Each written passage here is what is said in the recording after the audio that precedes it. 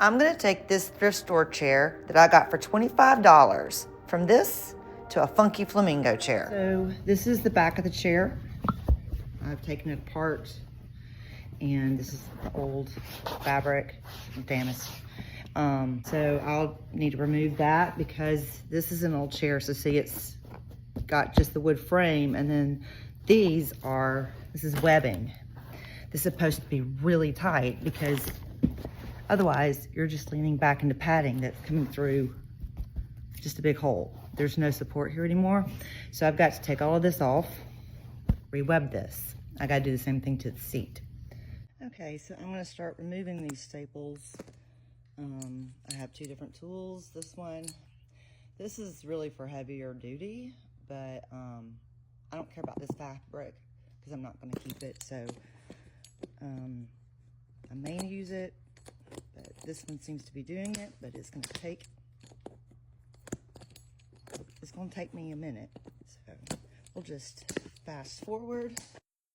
Okay, so I started to take this off, and here's another layer underneath here. So it's gonna take me another minute. Look at all those staples. This is gonna take me a while, so.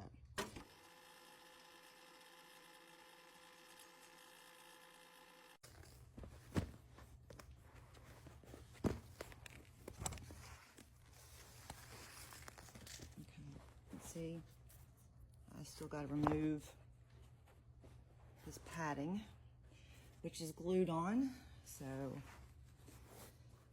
So for the back of the chair, fabric and cushion has been removed, and now I'm going to take out the webbing and start on the chair seat.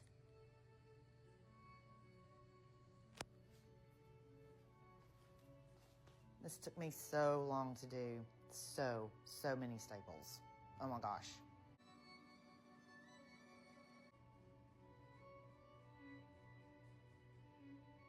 Okay, so I have just finished taking all of the fabric off the seat of that chair, and I wanted to show you, look at that. Yeah, there is like no support whatsoever.